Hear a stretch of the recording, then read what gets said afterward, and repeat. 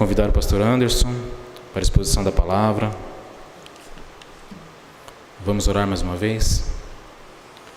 Pai, nós te louvamos, Senhor, te agradecemos por este momento em que agora será exposto a tua palavra, que essa palavra penetre, Senhor, os nossos corações, que nós saímos daqui transformados. É em nome de Cristo Jesus que oramos. Amém, Senhor.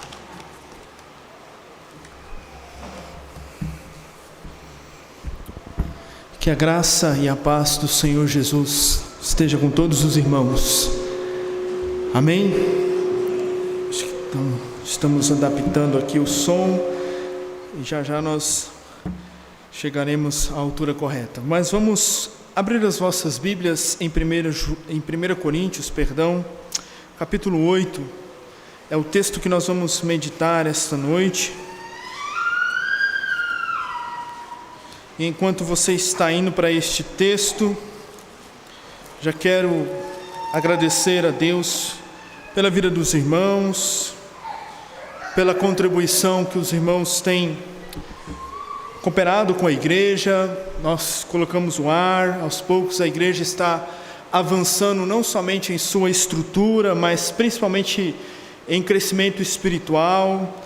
E nós louvamos a Deus porque Deus, em sua graça, tem sido misericordioso para conosco neste lugar. Todos encontraram 1 Coríntios capítulo 8, digam amém. Amém, irmãos? Vamos ler a palavra do Senhor que diz assim: quanto à carne sacrificada aos ídolos, sabemos que todos temos conhecimento. O conhecimento dá ocasião à arrogância, mas o amor edifica.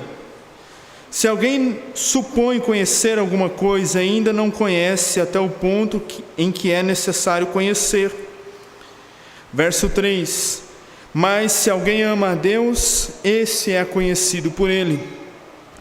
Portanto, quanto ao comer da carne sacrificada aos ídolos, sabemos que o ídolo no mundo não é nada, e não há outro Deus senão um só. Pois ainda que existam os supostos deuses, seja no céu, na terra, assim como muitos deuses e muitos senhores. Verso 6: no entanto, para nós há um só Deus, o Pai, de quem todas as coisas procedem e para quem vivemos, e um só Senhor Jesus Cristo, pela qual todas as coisas existem e por meio de quem também existimos. Entretanto, nem todos têm esse conhecimento. Há alguns que, acostumados até agora com o ídolo, quando comem carne sacrificada ao ídolo, se contaminam, pois têm a consciência fraca. Contudo, não é a comida que nos recomendará a Deus, pois não ficaremos piores se não comermos, nem melhores se comermos. Verso 9: mas cuidado para que a vossa liberdade não se torne motivo de tropeço para os fracos. Porque se alguém vir a ti, que tens conhecimento, comendo à mesa no templo dos ídolos, não será incentivado a ele, por ter a consciência fraca, comer carne sacrificada aos ídolos? Assim, o fraco, teu irmão, por quem Cristo morreu, é destruído pelo teu conhecimento. Pecando dessa forma contra os irmãos e ferindo-lhes a consciência fraca, pecais contra Cristo. Verso 13: é por isso que, se a comida fizer meu irmão tropeçar, nunca mais comerei carne, para não lhe servir de tropeço. Vamos orar? Senhor Deus, que a tua palavra esta noite fale aos nossos corações uma vez mais. Pedimos tua graça, pedimos tua misericórdia, Senhor. Ilumina os nossos pensamentos, os nossos olhos, para entendermos o que o Senhor tem a nos dizer, mais uma vez que aqui estamos reunidos. Oramos em nome de Jesus. Amém. Se eu fizesse a pergunta esta noite para os irmãos: nós preocupamos uns com os outros? Nós preocupamos uns com os outros como deveríamos nos preocupar? Pastor, eu oro pelos irmãos, aqui nós temos a oração intercessória, mas essa noite, ao olharmos este texto, essa pergunta ela fica constantemente na nossa consciência. Será que nós preocupamos realmente uns com os outros? Será que nós pensamos que a vida é minha, eu faço o que eu quiser, eu não devo satisfação para ninguém? E tem muitos cristãos que às vezes pensam assim, mas este não é um pensamento bíblico, porque se a nossa liberdade não for dirigida pelo amor e pelo conhecimento, ela pode se tornar pedra de tropeço para o mais fraco, e vamos assim pecar contra Cristo. A pergunta é, nós preocupamos realmente uns com os outros? E até em que grau nós nos preocupamos? Se você ler o verso 13, Paulo está falando, olha, se é a comida que faz o meu irmão tropeçar, o que ele faz? Ele nunca mais vai comer carne. Já pensou você nessa situação? Igual Paulo se posicionando, mas eu gosto tanto de carne, pastor. Eu não fico sem carne no almoço, na janta.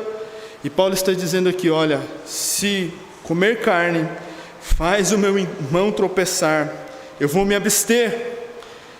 Até onde vai a sua liberdade como crente em Cristo Jesus? Você é livre para fazer o que você realmente quer? Você é livre para fazer o que realmente pensa em sua mente? Eu, como pastor, o pastor Luiz, nós não estamos aqui para agir como dominadores dos irmãos, mas sim para pregar a palavra e ensinar a palavra com fidelidade. Mas até onde vai a minha liberdade? Eu posso sair daqui, posso ir tomar um lanche, posso ir ali, posso ir em outro lugar. Até onde vai a nossa liberdade? Somos livres em Cristo, como já lemos esta noite, mas esta liberdade tem que nos fazer a servir uns aos outros. Nós estamos diante de um texto que é muito importante para a vida desta igreja. Misericórdia, Senhor, porque os membros nem todos estão aqui e vão perder o que 1 Coríntios capítulo 8 tem a nos ensinar. Porque a fé cristã em nossos dias, e eu já tenho aí desde os meus 9 anos caminhando como cristão, nós temos perguntas que as pessoas perguntam constantemente, pastor, isso pode? Pastor, isso não pode? E o que fazemos quando não temos uma resposta bíblica clara sobre determinados assuntos? O que fazemos quando igrejas, denominações diferentes, acerca de determinados assuntos, acerca de determinadas práticas, assumem posições diferentes, diversas, e ainda assim se justificam com base bíblicas ou com respostas bíblicas? Se você já é cristão há algum tempo, deve estar ciente que a liberdade cristã, em que a Bíblia ela não tem uma resposta clara a certos assuntos. Ela não tem uma resposta clara. E o problema real em nosso meio é que em certos assuntos, em certas perguntas, é comum que os cristãos com perguntas muitas vezes genuínas, verdadeiras, venham aos pastores para tomar decisões, e eles querem uma resposta sim ou não, eles não querem uma resposta talvez. Eles não querem uma resposta talvez. Eles querem algo prático, eles querem algo que o único versículo possa sustentar aquela prática. Não, eu li aqui na Bíblia e olha aqui, ó, o texto está aqui, então isso aqui sustenta a minha prática e ponto final. E um versículo só buscam para resolver a sua consciência, resolver o conflito, as suas ideias de determinado assunto, de determinado contexto em que eles estão. E o problema é que nem sempre a Bíblia tem um único versículo para tratar um determinado assunto. Nem sempre a Bíblia tem um único versículo. Tem coisas que nós lemos e aqui nós precisamos conhecer. Sim, a Bíblia é suficiente, ela é inerrante, ela é a palavra de Deus, mas tem assuntos qual eu vou mencionar logo à frente, que a Bíblia não deixa questões tão claras, e aí nós acabamos resumindo a fé cristã. Não pode isso, não pode aquilo, e outros estão vivendo de uma forma libertina, conforme nós vamos ver mais à frente. Mas, por exemplo, muitos crentes, quem aqui já não perguntou, e tatuagem, pastor, é pecado? É pecado fazer uma tatuagem? Eu já recebi essa pergunta. Alguém aqui essa noite já deve ter se feito essa pergunta, já foi ver vídeos na internet, foi buscar versículos. E eu lembro que quando os jovens da igreja que eu estava fizeram esta pergunta, buscando uma justificativa para fazer ou não tatuagem, é pecado ou não a tatuagem, e aí eles não querem uma resposta depende, eles querem uma resposta sim ou não. E depende não é um tipo de resposta que muitas pessoas estão buscando nesses contextos difíceis, e onde estão muitas vezes obscuros, não estão claros. Os teólogos chamam esses assuntos que estão mais numa área cinzenta, não está nem no preto e no branco, nem no sim ou no não, está acerca da consciência ser analisada e pautada pela palavra de Deus. Já vi pessoas usando Levítico capítulo 19 para barrar o fato de tatuagem. Tatuagem não pode, porque em Levítico 19, você pega aquele capítulo, os versículos, e tentam sustentar que isso não pode, mas o contexto de Levítico 19 não é esse. Se você vai falar de Levítico 19, pode ali existe um pano de fundo, ali pessoas faziam tatuagens a defunto, sacrificavam a ídolos, e entre outros contextos. E se você usa o mesmo texto de Levítico 19, você vai ver que você não poderia plantar 2 sementes, você não poderia comer carne com sangue, uma carne mais mal passada. E infelizmente nós temos dentro das igrejas e dentro da nossa igreja, muitas vezes usamos versículos fora de contexto para dizer que isso pode e que isso não pode. Mas vem as perguntas difíceis, e se alguém aqui entrar em crise esta noite, não saia daqui depois metendo o pau no pastor, procura o pastor para conversar. Mas vem as perguntas difíceis de encararmos. E a bebida, pastor, pode beber ou não pode beber? O que eu posso fazer no dia de domingo, o dia de cultuar ao Senhor? Eu posso ir ao cinema, eu posso ir ao estádio, aqui como não tem futebol, mas eu posso ver o futebol na TV? São perguntas que ficam pairando às vezes na membresia, nas nossas mentes. Que tipo de roupa eu tenho que vestir para ir à igreja? Que tipo de roupa eu tenho que vestir quando eu vou para a praia ou para a piscina? São inúmeras perguntas. Eu posso jogar baralho, jogo de cartas, jogar truco, jogar pife? São inúmeras perguntas, e você pode fazer a sua lista e depois chamar o pastor para conversar. Nós podemos conversar, e eu tenho certeza que você vai falar: pastor, eu acho que não pode beber, eu acho que não pode jogar baralho, eu acho que não pode isso, não pode aquilo outro. E aí nós vamos ver se está na Bíblia, porque tem coisas que não tem um versículo claro lá, não está um versículo claro, mas nós vemos alguns caminhos que apontam para que possamos desfrutar da liberdade pautada em Cristo, com sabedoria e com amor. São questões que a Bíblia não dá uma resposta clara, um único verso, e sobre isso elas estariam, como eu já disse aos irmãos, nesta área mais cinzenta. A grande questão aqui é que muitos têm acrescentado coisas aonde a Bíblia não está dizendo, e muitos têm tirado coisas que estão nas Sagradas Escrituras. Então, nesse contexto, o pastor pode fazer decoração na igreja, o pastor pode isso, o pastor pode aquilo outro. O que mais recebe pergunta é os pastores. E aí a gente fica: meu Deus do céu, o cabelo vai ficando até branco, porque é tanta pergunta. E aí você fica até naquele desespero. Mas a realidade, irmãos, e eu abro parênteses aqui, é que a Bíblia não tem resposta clara para todas as coisas. A Bíblia tem resposta clara, tem parâmetros, não estou dizendo, mas tem esses assuntos que eu mencionei aqui, entre outros. São assuntos difíceis de lidar. Nós precisamos reconhecer isso e agir com sabedoria. Porque Apocalipse 22, verso 18 e 19, se você pode abrir a sua Bíblia, olha lá o que diz Apocalipse 22, verso 18 e 19. Eu a todo aquele que ouve estas palavras da profecia deste livro testifico: se alguém lhes fizer um acréscimo, Deus lhe acrescentará flagelos escritos. Se alguém lhes fizer um acréscimo, Deus lhe acrescentará os flagelos escritos neste livro. E se alguém tirar qualquer coisa das palavras do livro da profecia, Deus tirará a sua parte da árvore da vida, da cidade santa e das coisas que se acham escritas neste livro. Então nós estamos, irmãos, em um campo de posso isso, não pode, o que eu faço com esses assuntos polêmicos. E aí nós estamos diante dessas perguntas: que roupa que eu uso? Posso jogar baralho? Posso assistir futebol? Posso assistir cinema no dia de vir para a igreja? E qual é a nossa posição diante dessas perguntas? Existem dois posicionamentos que nós ouvimos hoje cedo pelo pastor Luiz no estudo. Uns assumem a posição de ser libertinos, pode tudo, pode se fazer o que quiser, não tem nada a ver. E outros assumem o legalismo.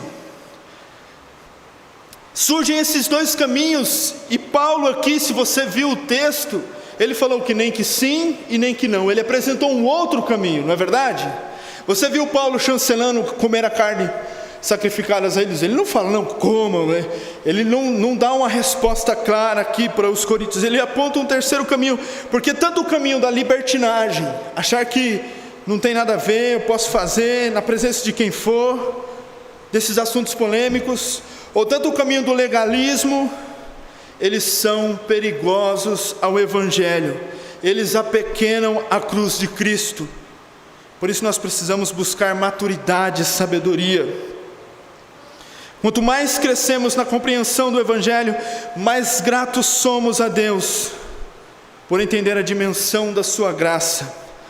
Vemos então que o padrão de santidade de Deus é maior, como nós ouvimos esta manhã, do que realmente pensávamos. E quais são então os resultados do legalismo? Ele confunde a cabeça dos indivíduos, ele confunde as nossas cabeças, colocando uma falsa culpa, colocando sobre nós, povo de Deus, um problema que às vezes nem as Sagradas Escrituras está apontando, colocando sobre nós um pesar desnecessário. Alguns confiam que por muito não fazer serão salvos, não isso, não aquilo outro, não isso, não aquilo outro, e acha que por não isso, não aquilo outro, está salvo.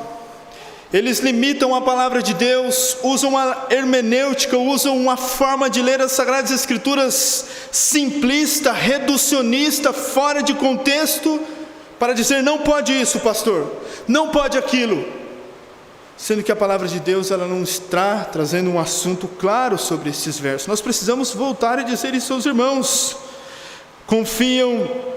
Confinam as nossas liberdades e proíbe até aquilo que a Bíblia não proibiu. Diminui o poder do Espírito Santo na vida do cristão, o poder do Evangelho transformador. É isso que o legalismo faz. E Paulo, como você vê, ele diz que tais coisas têm um efeito de aparência de sabedoria, o legalista, e contudo, em si mesmo é uma falsa humildade. São ascéticos, todavia não tem valor algum, às vezes, para a sua vida. Paulo vai dizer em Colossenses capítulo 2, que não prove, não toque, são mandamentos de homens, ensinamentos de homens. Essas regras, diz o apóstolo, têm aparência de sabedoria, pretensa religiosidade e falsa humildade. Ele diz em Colossenses 2:23, todas as coisas, com efeito, têm aparência de sabedoria, como um culto de si mesmo e uma falsa humildade. Não tem valor para refrear os impulsos da carne. Os legalistas não fazem crescer, não crescem em santidade, não crescem em conhecimento do Senhor, e o Espírito Santo não está trabalhando. Quem está trabalhando é Ele mesmo no controle de sua vida, não é a palavra do Senhor. Ao longo da caminhada cristã, então, somos somos tentados a optar por esses caminhos, reduzir o tamanho da cruz. O legalismo pensa de uma forma que a santidade de Deus, na lei de Deus, é reduzida ao nos tornarmos legalistas quando transferimos a nossa confiança ao nosso próprio desempenho. Não, pastor, eu sou mais salvo, eu sou mais santo, porque eu não faço isso, porque eu naquilo outro. Não, irmãos, você só pode crescer em santidade por conhecer a palavra, conhecer Jesus Cristo e se apegar a Cristo Jesus. A questão do legalismo é que nós achamos que nós somos salvos pelas nossas boas obras, sendo que na verdade nós somos salvos para boas obras. Um coração transformado anda em retidão, em sabedoria. O legalista é aquele que começa a se sentir e acha que pelos seus atos ele se autentica como cristão, mas a graça de Deus, ela não nos exime de obrigações. Temos sim obrigações. Nós precisamos das boas obras de Cristo Jesus, porque Ele assim nos redimiu. Ele sim se fez justo diante de Deus e é confiado em sua justiça. Então, em primeiro lugar, este caminho que uns adotam é do não isso, não aquilo outro. Mas tem a galera do que, se o Espírito de Deus está em mim, eu posso ter liberdade, eu posso fazer o que eu quiser. Tem a galera que eu posso postar o que eu quiser na internet, eu posso ir aonde eu quiser, e este caminho também é errado. A libertinagem é pensar muito pouco sobre a profundidade da nossa própria miséria e condenação, e o quanto isso é desprezível a Deus.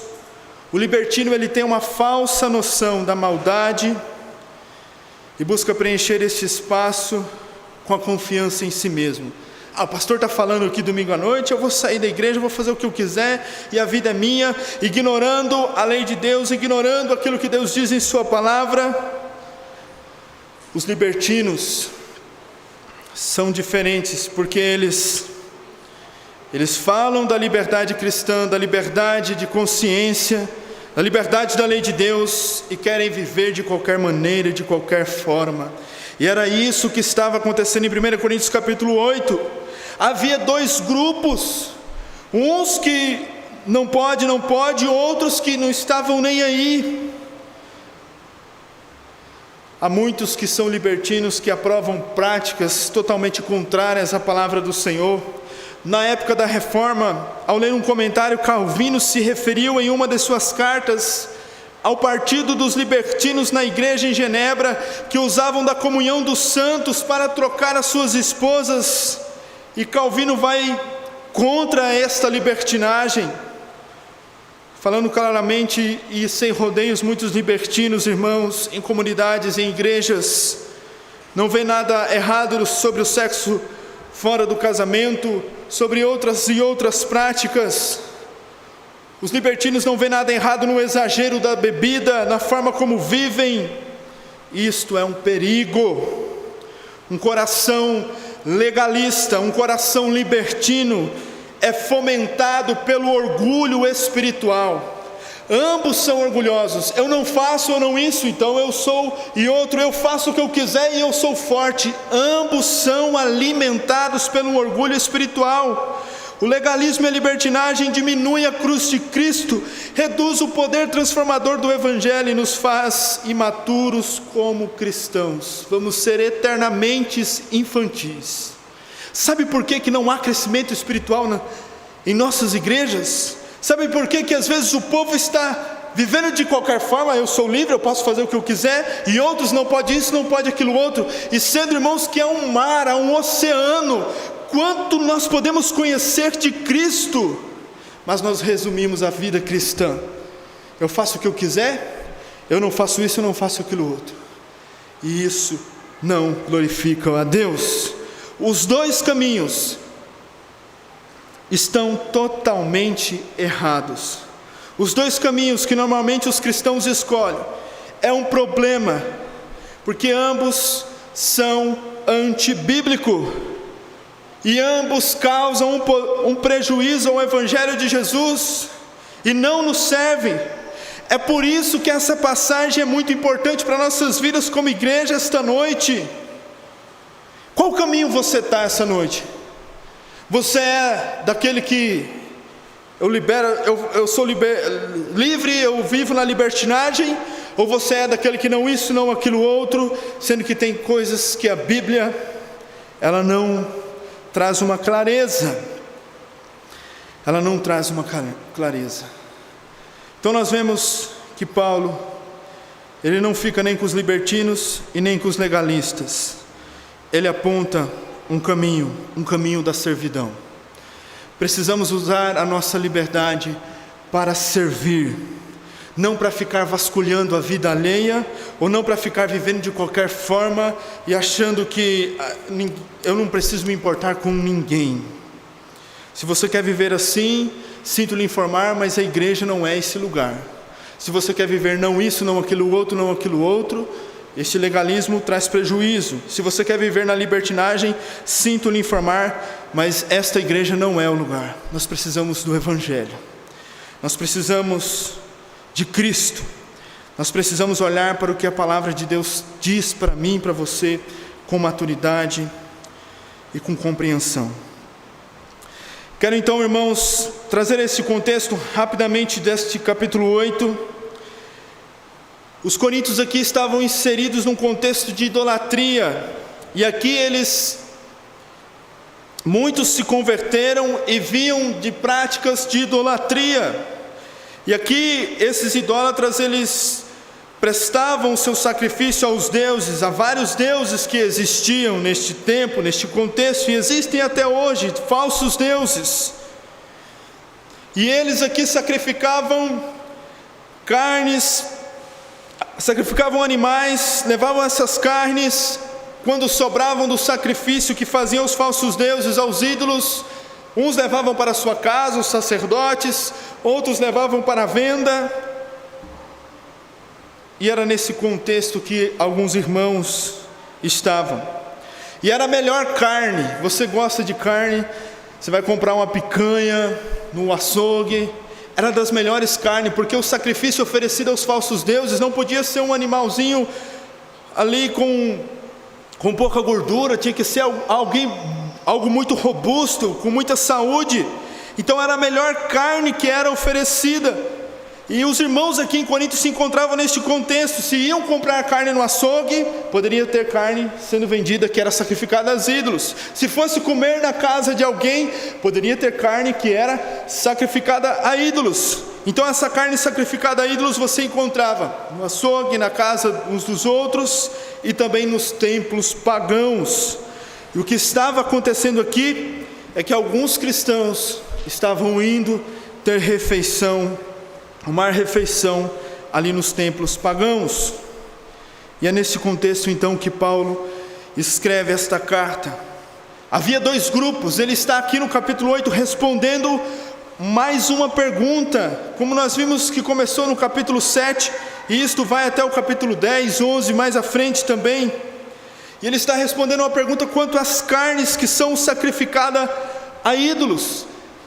Já parou para pensar? No contexto de Paulo era carnes sacrificadas a ídolos. Hoje para o pastor aqui, pastor, eu posso jogar baralho? Pastor, eu posso isso? Irmãos, nós vamos viver com várias perguntas, só que nós não podemos resumir a fé cristã em perguntas. Há muito mais de Cristo para nós. E tem coisas que a Bíblia não traz clareza, volto a dizer isso aos irmãos. Por isso, qual o princípio que deve reger a minha e a sua vida acerca da liberdade cristã? Quero convidar então você, rapidamente, em alguns minutos que nos restam, a olharmos os versículos. Em primeiro lugar, quero destacar o verso 1, 2 e 3. O caminho do amor e o caminho do conhecimento. Paulo então inicia o versículo quanto à carne, ele está respondendo a carnes sacrificadas a ídolos. Ele diz, olha, sabemos que todos temos conhecimento. Todos tinham conhecimento. Todos, tanto os mais fortes que estavam indo ali comer e os que eram fracos. Todos tinham conhecimento, mas havia um grupo que estava usando este conhecimento, conforme termina aí o verso 1, o conhecimento dá ocasião ao orgulho, à arrogância. E a tradução vai dizer, é como um balão que você infla um balão, olha, eu conheço demais. Eu conheço demais. Eu vou falar um negócio, irmãos. O povo que acha que sabe demais são os crentes. Os crentes têm resposta para tudo. Se eu sair aqui e perguntar, não, eu sei isso. Nós estamos assim, igual os irmãos em Corinto. Nós temos uma resposta para tudo. E nunca estudou sobre o assunto. Eu acho, não é nada. Não é estão se achando por conta do conhecimento. E Paulo está dizendo, olha, vocês estão orgulhosos, arrogantes demais, tanto os legalistas quanto os libertinos. Se tem uma coisa que nós devemos orar para que Deus quebre no nosso coração, é o orgulho, é a arrogância no campo do conhecimento. Nós precisamos, irmãos, reconhecer que tem assuntos que nós não vamos dar conta e nós precisamos ter humildade. Tem hora, irmãos, alguém algum tempo atrás me fez uma pergunta, pastor, você sabe de tudo? Eu falei assim, irmão, eu não sei de tudo, não é bem assim não, né? Muitas vezes os membros da igreja acham que os pastores, pobre de mim e do pastor Luiz, né? Acham que sabem de tudo. E eu fui sincero em dizer, eu não sei, irmão, eu vou estudar sobre o assunto, nós não sabemos de tudo. É melhor você reconhecer que não sabe e estudar sobre, para poder responder, do que você falar bobagem, falar coisas que não estão nas Sagradas Escrituras. Então eles estavam se achando, e Paulo vai de frente com eles, e dizendo, mas o amor edifica.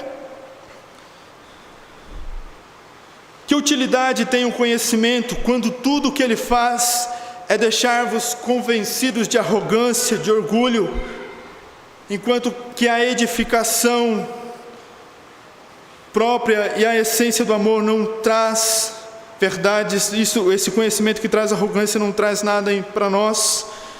O amor aqui, o conhecimento sem o amor, ele não edifica. Não vai adiantar nada estudarmos muitas boas teologias aqui, pregarmos e ouvirmos bons sermãos, conhecermos, mas se não tiver o amor, isso não vai valer de nada. João Calvino diz que não me admira eu dizer que maldito pois seja o conhecimento que produz seres arrogantes, insensíveis para com o bem-estar de outras pessoas.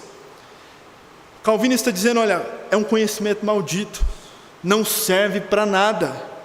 Um conhecimento arrogante, insensível com o bem do próximo. Portanto, irmãos, Paulo está aqui, já no seu início, quanto a carne sacrificadas a ídolos. Ele diz, olha, vocês têm conhecimento, mas falta-lhes o amor. De fato, onde está o conhecimento de Deus, se não faz presente ali o amor, a humildade? Não é conhecimento de Deus.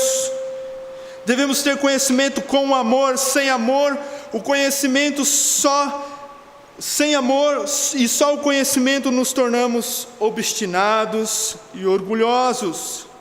Martin Lloyd Jones vai dizer isso. Por isso o perigo da soberba espiritual, o conhecimento de Deus, ele vai nos levar a servir uns aos outros. E aqui, se nós não estamos servindo uns aos outros, é porque nós não estamos conhecendo Deus realmente como nós deveríamos conhecer. Porque o conhecimento de Deus, o verdadeiro conhecimento, não se ensoberbece, mas edifica o próximo. E Paulo diz, vocês têm conhecimento, mas está faltando em vocês o amor. O conhecimento traz orgulho, mas o amor edifica. E Paulo escreve então, trazendo essa resposta aos irmãos. O amor, a humildade, quanto mais conhecemos a Deus, nos aprofundamos em quem Ele é e o que Ele fez por nós, nos sentimos pequeninos, insignificantes, e entendemos a necessidade de um Salvador, que é Cristo Jesus, e por isso também servimos uns aos outros. Não há nenhum justo, nenhum sequer, Romanos 3,10. O verdadeiro conhecimento de Deus é o amor, pois à medida que nos aproximamos à luz de Cristo, enxergamos os nossos pecados, nos rendemos em gratidão e assim adoramos ao Senhor. Aqui nós precisamos ter muito cuidado, porque Paulo não está não está mandando nós escolhermos o caminho só do conhecimento, ou mandando nós escolhermos o caminho só do amor. Se eu perguntar para os irmãos, eu quase fiz uma enquete essa semana, mas do que mais a Igreja Batista Saron precisa para ser uma igreja saudável? Muitos iriam dizer de conhecimento, conhecer a Deus. Outros iriam dizer, precisa de amor, nós precisamos amar mais uns aos outros. Ambas respostas estariam verdades, mas elas não podem ser isoladas. O conhecimento e o amor precisam andar juntos, porque o conhecimento sem o amor vai nos tornar pessoas tiranas, vai nos tornar arrogantes, e o amor sem o conhecimento vai nos fazer infantis. Não me toca, não me isso, não me aquilo outro, crente infantil demais, não isso, não aquilo outro, vive dodói. Então o amor sem o conhecimento nós ficamos infantil, e o conhecimento sem o amor nós nos tornamos orgulhosos, e ambos os caminhos são errados. E por isso Paulo está dizendo, olha, o conhecimento vocês têm, mas falta o amor. No verso 2 ele diz, se alguém supõe conhecer alguma coisa, ainda não conhece até o ponto em que é necessário conhecer. Aqui Paulo fala para mim e para você assim, se você esta noite está sentado aqui na igreja, no culto às 19 horas, na Igreja Batista Saron, achando que você conhece demais, Paulo, por meio da palavra do Senhor aqui inspirado, escreve, esse conhecimento ainda não é necessário. O que Paulo está querendo dizer aqui no verso 2? Porque por mais que a gente ache que conheça, que chegamos no limite do conhecimento, isso ainda não é necessário.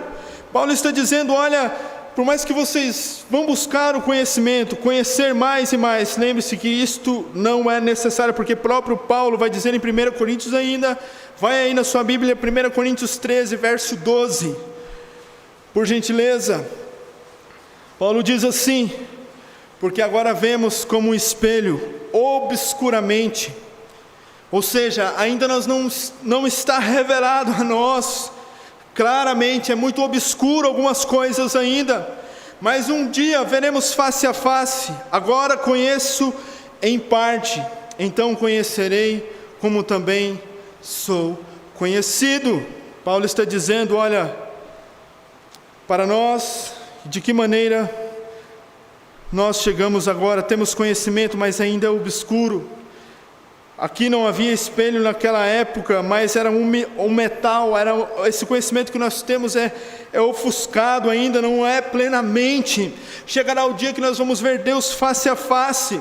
Por isso, todo o conhecimento que você tem adquirido, ou eu tenho adquirido, nós temos adquirido, não é suficiente. Isso deve nos humilhar e saber que ainda não chegamos. Existe o dia que nós vamos conhecer plenamente. A imagem não está muito nítida para nós ainda. Ele fala isso em 1 Coríntios 13, 12. E no verso 13, verso 3, 1 Coríntios 8 diz, mas se alguém ama a Deus, esse é conhecido por Ele. Qual é o ponto de Paulo aqui? O foco desses irmãos é que eles conheciam, mas faltando para eles, assim, o mais importante da vida cristã, o amor. E quando nós amamos, de fato, também a Deus, nos tornamos conhecidos por Ele. Se de fato nós conhecemos e amamos e conhecemos, essas duas coisas andam juntas, seremos conhecidos por Deus, porque a soberba intelectual, ela vai nos afastar de um íntimo conhecimento de Deus. E por isso Paulo vai dizer, mas se alguém ama a Deus, esse é conhecido por Ele. Ninguém pode se chegar diante de Deus, o Altíssimo, com soberba. Quem pode se achar diante de Deus esta noite? Por isso a primeira lição que nós podemos aprender nesses 3 versículos é que eles estavam se achando por causa do conhecimento. E que se nós tivermos conhecimento, nós nos tornaremos, somente o conhecimento, nos tornaremos orgulhosos. Se nós tivermos somente o conhecimento sem o amor, ainda assim ficaremos como esses irmãos, se achando como balões inflados, e assim a nossa vida, a nossa liberdade, ela vai ferir em vez de edificar. E em segundo lugar, verso 4 a 8, por gentileza, Paulo então condenou que o conhecimento sem o amor, ele é em vão, ele não edifica, ele não traz benécia, ele não traz proveito algum. O conhecimento e o amor precisam andar juntos. Mas Paulo fala agora no verso 4 a 8, acerca do conteúdo do conhecimento. E no verso 4, ele diz que quanto à carne sacrificadas ao ídolo, sabemos que no mundo não é nada, e não há outro Deus senão um só.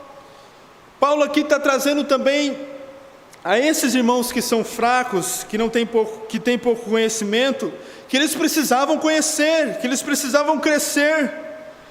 Embora alguns tenham acabado de se converter, ainda estavam duvidosos, Paulo vai dizer a eles: olha,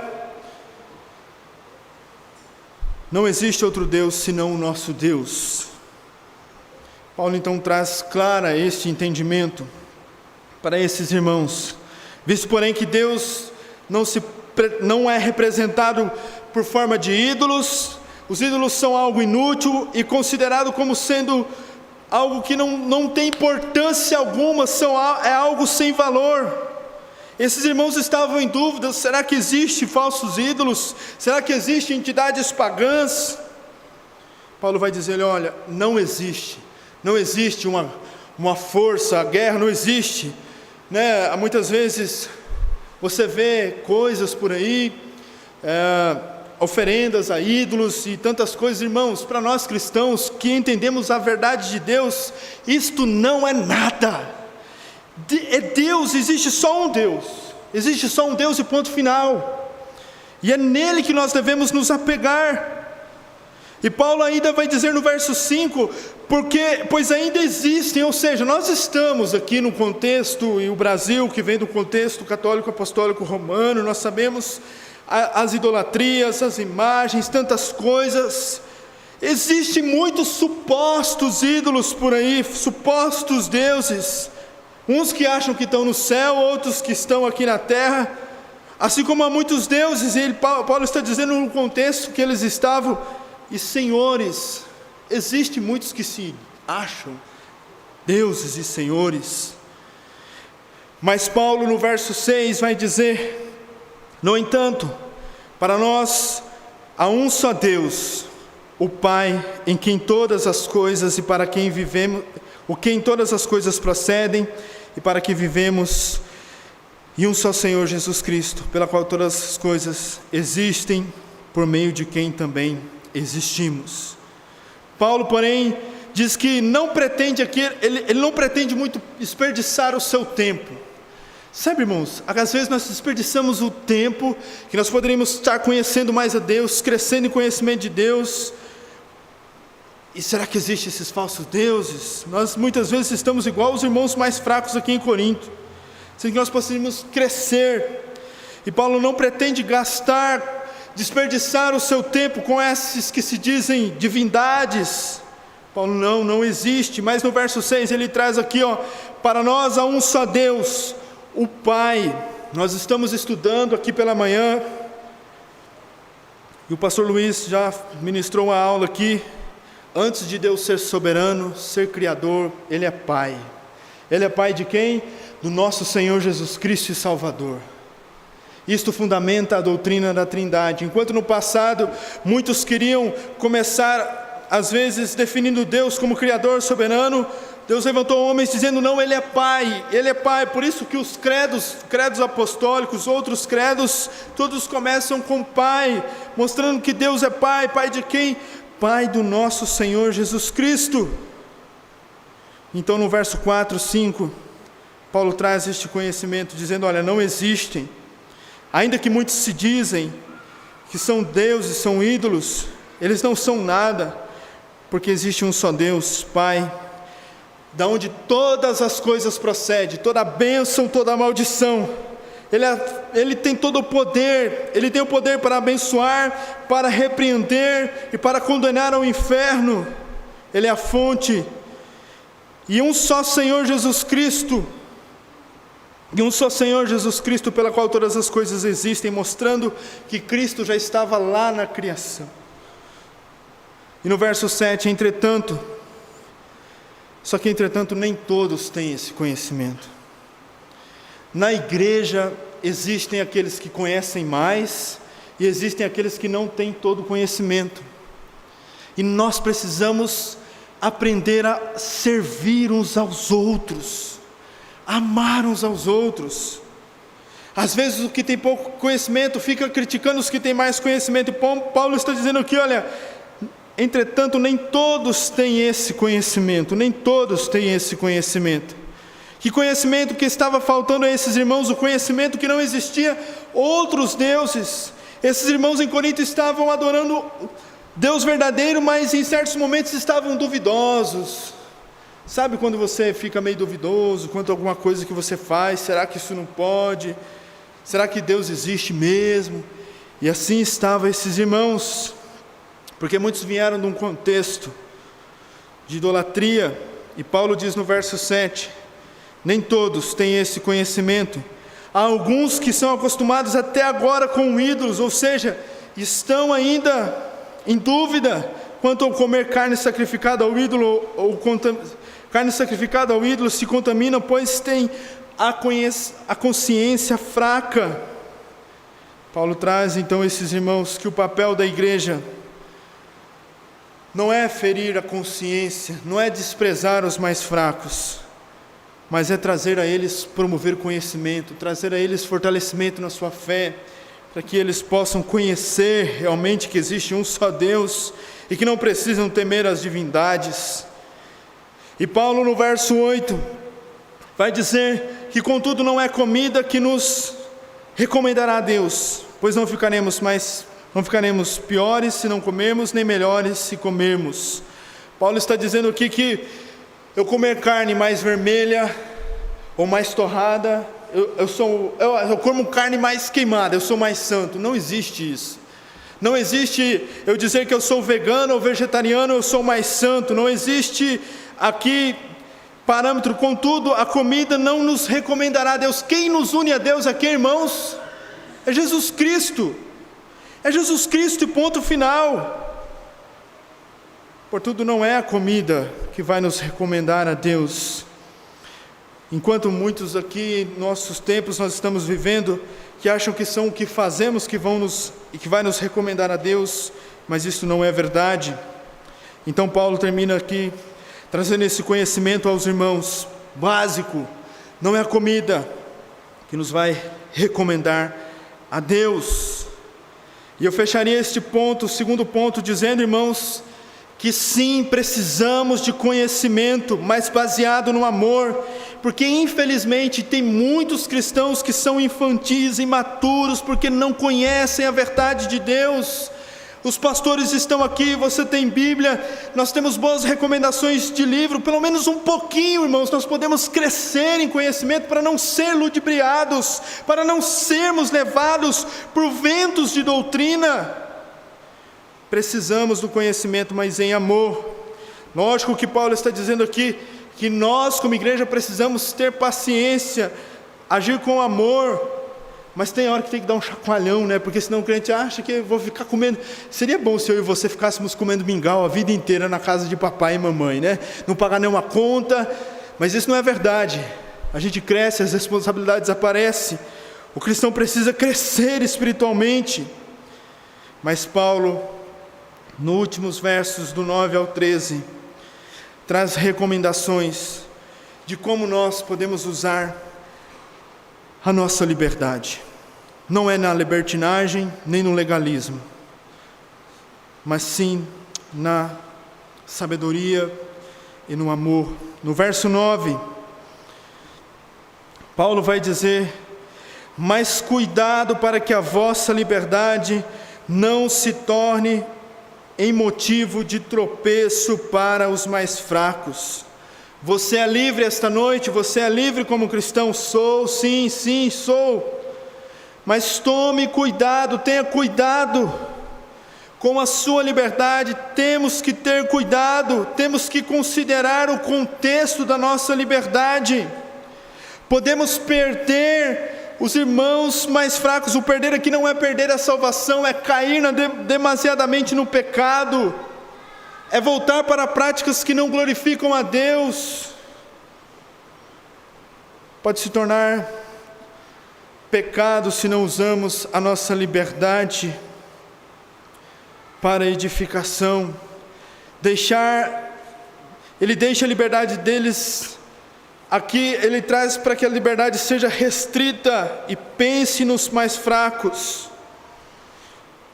Pode se tornar pecado. A liberdade deve ser restringida em benefício do irmão. O critério aqui do verso 9 é cuidado, meus irmãos. Nós precisamos ter cuidados, porque o fundamento da nossa conduta cristã é o amor e o conhecimento, devem andar juntos. Nós devemos ter cuidado, principalmente no contexto onde nós vivemos na era digital. Eu posto o que eu quiser, eu faço o que eu quiser na minha vida. Cuidado, porque isto pode ser pedra de tropeço para os mais fracos. Antes, a hora que você vai postar alguma coisa ali, pare e pense: quem são as pessoas que me seguem? São pessoas que foram novo convertidas? E o que eu vou postar glorifica a Deus ou traz glória para mim? O que eu vou postar vai induzir homens e mulheres ao pecado? Cuidado, Paulo está dizendo, cuidado. No verso 10, porque se alguém vir a ti, que tens conhecimento, e o que estava acontecendo? Porque mais à frente no capítulo 10, Paulo vai dizer que, aqui nesse versículo 10, Paulo parece mais à frente que ele condena comer carnes sacrificadas. O que Paulo condena é que muitos coríntios estavam indo aos cultos pagãos, levantavam as mãos e depois enchiam o bucho, saíam satisfeitos.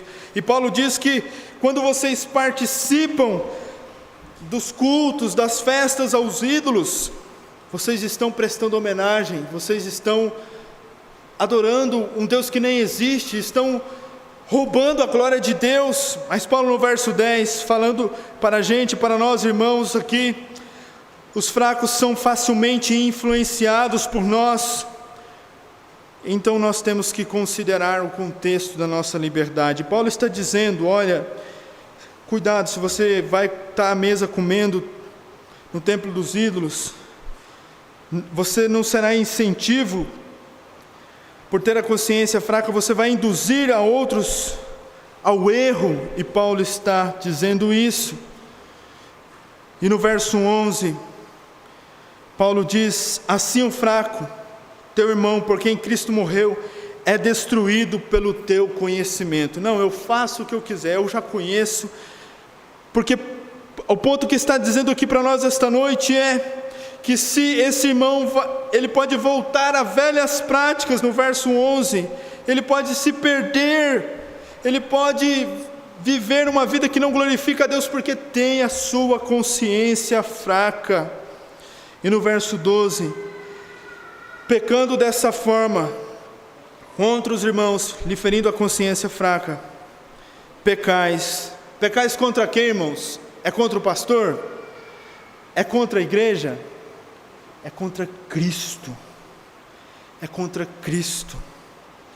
O alerta para nós, mesmo fazendo algo que em si mesmo às vezes não é errado, não é pecado, a Bíblia não traz uma clareza, mas isso pode levar, ou se isso está levando outros a tropeçar, é preciso ter sabedoria e se abster. Paulo aqui está dizendo acerca desta consciência, no verso 12, daqueles que têm a consciência fraca, estamos pecando, eles estão pecando contra Cristo, pois se a alma de cada pessoa fraca, daquele cristão que ainda é fraco, custou o precioso sangue de Jesus, por que nós vamos agir de uma forma insignificante, menosprezando os mais fracos? Jesus vai dizer: ai daqueles que são pedras de tropeço, em Mateus 18, Ai daqueles que são pedras de tropeço. Ai daqueles que você não quer ter o ai de Cristo sobre você. Você vai pagar caro. Por isso nós devemos ter consciência de usar a nossa liberdade para edificação. E por último, a liberdade deve ser restringida em benefício do meu irmão. A liberdade deve ser restringida em benefício do meu irmão. E é o que Paulo faz no verso 13. Pois se a comida fizer meu irmão tropeçar, nunca mais comerei carne, para não lhe servir de tropeço. É forte o que Paulo está dizendo aqui. É algo pesado, mas Paulo está, lógico que está usando aqui essa força para trazer como é perigoso, irmãos, nós levarmos outros a caminharmos por outros caminhos por conta da nossa liberdade. Termino então, irmãos, fazendo a pergunta novamente: até onde vai a sua liberdade? Até onde vai a sua liberdade? Tem coisas que a Bíblia não deixa claro. Não está claro, está mais na área cinzenta, como vai dizer John MacArthur. Nós precisamos de sabedoria. Se fere a consciência dos mais fracos, eu preciso me abster. Eu preciso me abster. Conclusões e aplicações rapidamente para terminar. Considere os outros superiores a si mesmo. Conhecimento fundamentado no amor traz edificação. O conhecimento sem o amor vai trazer arrogância e vai destruir os outros. A liberdade restringida em benefício do meu irmão traz um bom uso desta liberdade cristã. Não é eu faço o que eu quiser. O conhecimento verdadeiro tem que ser fundamentado no amor. O caminho do amor e o caminho do conhecimento não estão separados, eles andam juntos. Eles devem andar juntos.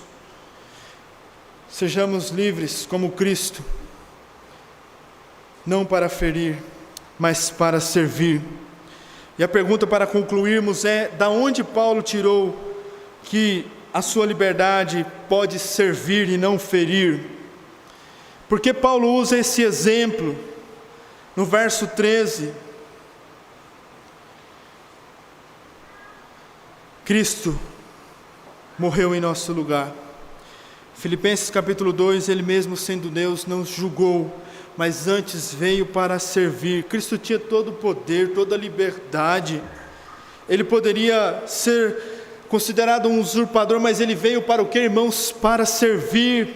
E se Cristo usou toda a sua liberdade que tinha como homem, 100% homem, 100% Deus, para servir, será que nós aqui esta noite não vamos usar esta liberdade, a liberdade que temos em Cristo Jesus, para servir uns aos outros? É lógico que vamos usar essa liberdade para servir, porque se você não está usando essa liberdade para servir, está usando essa liberdade pensando somente no seu umbigo, pensando somente nas suas decisões, você está longe de Cristo. Você está longe de Cristo. O que é a comida comparada ao bem do meu irmão?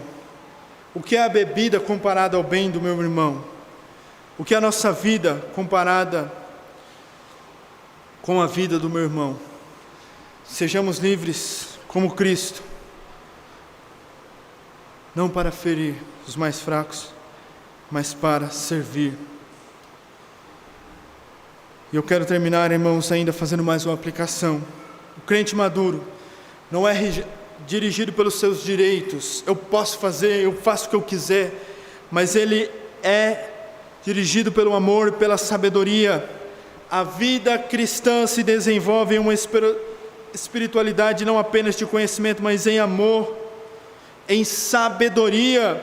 Ah, pastor, mas eu não posso postar o que eu quero, mas então eu estarei sendo falso. Não, irmãos, você está sendo sábio. Pense bem se o que você vai postar.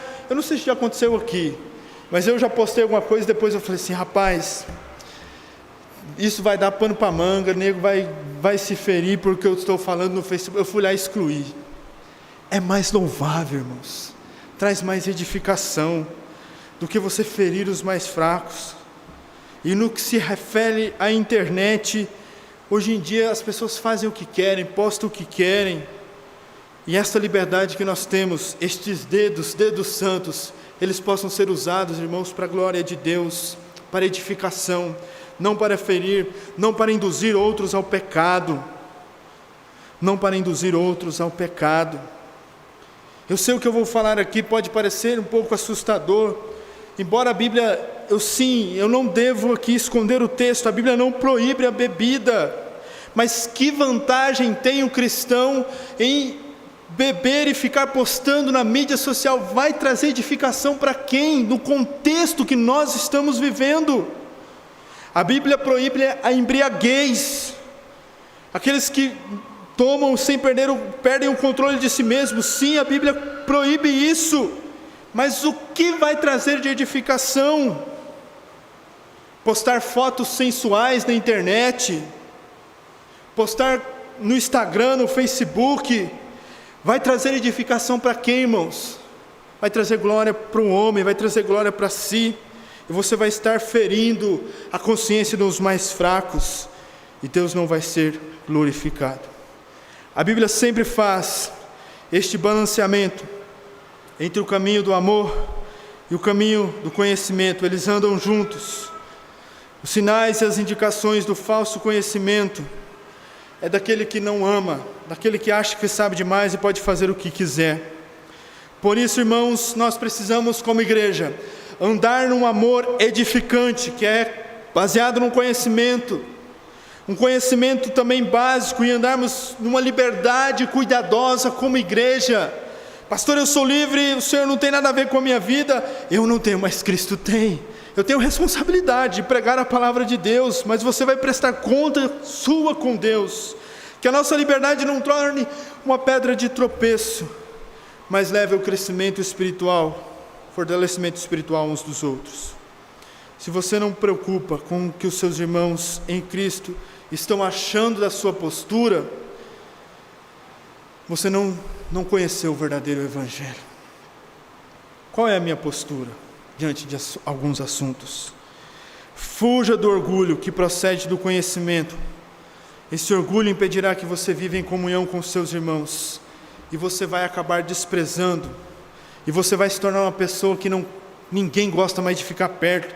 Sabe, aquela pessoa que tem conhecimento demais, você chega perto, já começa a te cortar, te dar patada, e que isso, que não aquilo outro, e que não sei o que, já te chama de pecador. Esse orgulho esse conhecimento traz orgulho, e isso não edifica. Que parâmetros nós usamos para tomar decisões em áreas que a Bíblia não traz clareza? Que parâmetros nós usamos? Não, eu não uso nenhum parâmetro, eu faço o que eu quiser e ponto final. E ponto final, e ponto final, e de ponto final você está indo para o inferno, você está longe de Cristo, você não conheceu o verdadeiro Evangelho. Quais são os parâmetros que nós usamos?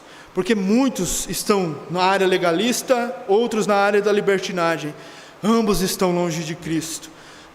Nós precisamos nos voltar para Cristo, nos voltar para Cristo. Que o Senhor Deus tenha misericórdia da nossa igreja, e edifique um povo maduro, um povo sadio, um povo que ama a Deus e conhecer a Deus em amor, ama servir uns aos outros. Infelizmente, irmãos, tem hora que eu como pastor já fico até, me perdoe se eu vou falar às vezes irritado, mas uns crentes que parece que não crescem espiritualmente, uns vivem na libertinagem, outros vivem no legalismo, e não desfrutam daquilo que tem tantas coisas para nós aprendermos da vida cristã, e acabem assumindo posturas totalmente erradas contra a verdade de Deus. Irmãos, nós precisamos crescer como igreja em maturidade, em conhecimento, em amor uns pelos outros, porque não vai adiantar nada nós orarmos, intercedemos uns pelos outros no domingo. Isso não passa de uma falsidade, de uma hipocrisia. Vamos orar uns pelos outros, é bíblico, temos que orar, mas sendo que nós não consideramos, na hora de tomar decisão, as nossas posturas diante uns dos outros. Que o Senhor tenha misericórdia de nós. Vamos orar. Perdão que passamos alguns minutos, vamos celebrar a ceia logo mais. Querido Deus, tem misericórdia de nós, como igreja. Ajuda-nos a crescer, Senhor. A rompemos, ó Deus, com a infantilidade. A rompemos, ó Deus, com a falta de maturidade. Porque muitos estão vivendo na libertinagem, muitos outros estão vivendo no legalismo, e ambos estão distantes da cruz de Cristo. Mas aproxima o teu povo, o rebanho do Senhor, a tua igreja neste lugar, nos leva para mais perto da tua cruz, Senhor, nos leva mais para o centro do Evangelho, e nos leva, Senhor, com humildade, com quebrantamento, para que possamos crescer, não somente nas nossas estruturas como igreja, mas crescer espiritualmente. Traga crescimento espiritual, maturidade espiritual, Senhor, nas nossas famílias, nos homens, nas mulheres. Tem misericórdia da tua igreja neste lugar, Senhor, a começar dos pastores, a começar de mim, a começar do pastor Luiz. Nos ajude, nos fortaleça, ó Pai, e que estejamos mais próximos da cruz, mais perto do Evangelho, mais no centro do Evangelho. Não, ó Pai, vivendo no legalismo, não vivendo na libertinagem, e que assim os membros desta igreja também, ó Pai, possam ter posturas, ó Deus, em amor para a edificação uns dos outros. Ajuda-nos, Senhor. Somos peregrinos, rumo a Jerusalém celestial.